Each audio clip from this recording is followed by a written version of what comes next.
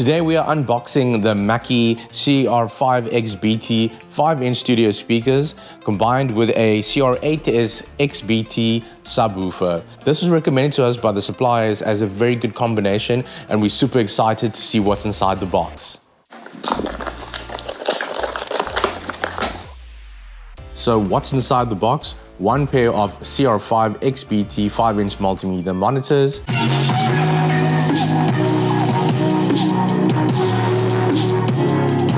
an acoustic isolation pad to minimize boomy bass buildup, cable to connect your PC to the RCA at the back of the speakers, and another cable to connect your smartphone or media player to the front of the speaker, and speaker-to-speaker cable to connect the speakers together. So we have the active speaker right here. Feels good quality. It's actually pretty heavy. There's a little dial to turn it on and off. There's the audio out to plug in your earphones or to a media player.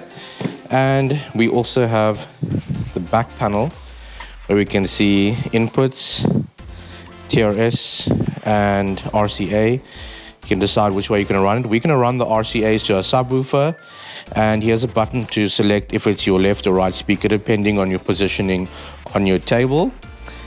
And that is the speaker wire to connect it to the passive. So this is the passive speaker. This is much lighter than the other one, and as you can see at the back, it just has the inputs to connect the speaker wire. It's basically sending power to the speaker. So I'll show you guys two setups. One, how to connect the 5-inch studio monitors directly to your PC if you didn't buy the subwoofer, and the other way in my case where we've purchased both items. Okay, so I'll show you guys how to set up the studio monitors straight to your PC. This is the passive, and this is the active speaker. That's obviously being the power cable that's gonna go into your power source. This is our RCA cable with a white and red end on this side, and this is the end that you can plug earphone jack, you plug into the back of your PC, or even into your TV or a multimedia device. So we'll plug the red plug into the red port, the white plug into the white port, and this will be back of the PC. Here's your power source. So we'll put the black pin in the black hole and the red pin in the red hole. And then we run this to the passive on this side. Minus is black and the red is. There we go. And that's it. Next up is the subwoofer.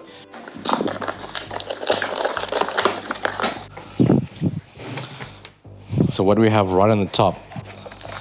We have a puck. This is really awesome. So the one controls the volume, the max volume of the sub and the speakers, and the one controls just the sub. So you can turn the bass all the way down or all the way up if you want to hear the audio without any bass in it. Okay, this is pretty heavy, I'm not gonna lie. So our plan is that we are going to connect the RCA output from this subwoofer into the back of the studio speakers.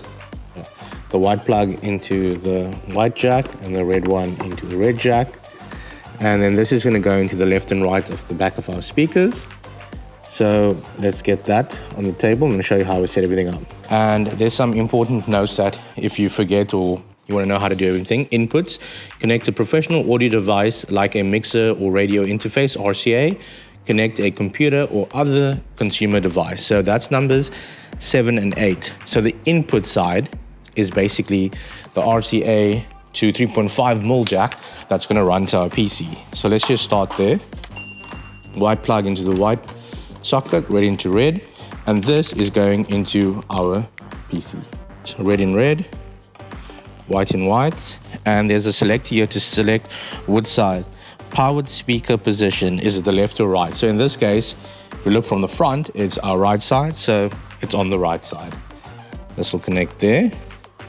And lastly, remember there's power switches on each device. I'm going to keep mine off on both sections. And we have a power cord that I'm going to connect into the back of the subwoofer. And then we have the power also for the monitors. So on the Mackie website, they suggested turning everything to the off or 0 position and then slowly dialing the stuff up in this direction to find something that sounds similar to your taste. So I'm going to leave everything on 0 right now. We will plug everything up, try it out without any of these adjustments, and then do that a bit later to see what it is. I can't remember what this is, but I'm going to polarity 0 to 180, but we can try that when we're inside. So here's our desktop control puck. It's quite a massively long cord, and this plugs into the CRDV, which is stated here. This is where you connect that awesome desktop volume control that came with your sub. We can go inside the house, connect everything up, and do a sound test. See you soon. So we have disconnected the old speakers. Sadly, I had it for a long time, and I got it for a really good deal on Facebook Marketplace. But I'm pretty excited to try our new Mackies out.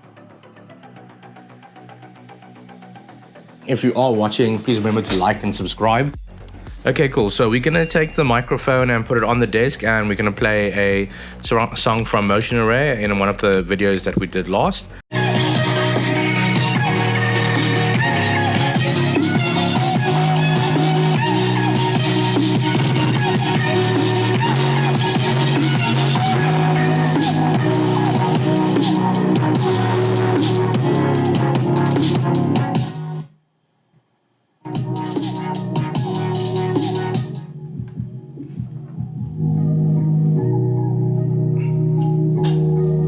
Okay, so that's just the subwoofer.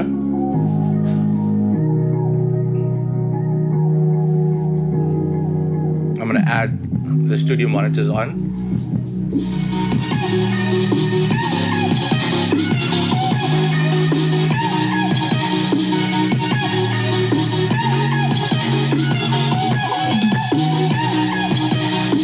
Okay, so I now remove the subwoofer.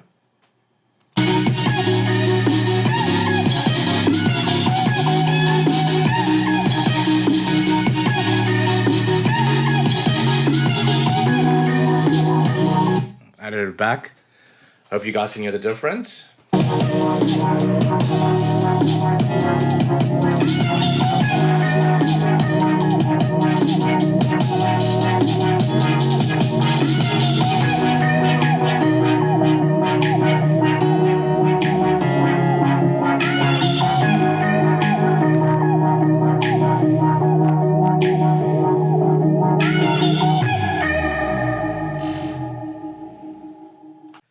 Right, so let's do another test. We will take the microphone into our lounge, which is just basically on the other side of this wall, and you can hear how loud the music is.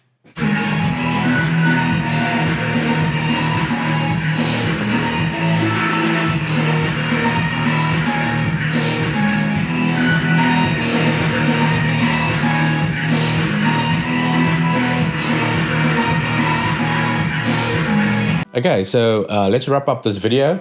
My impressions are it's good value for money.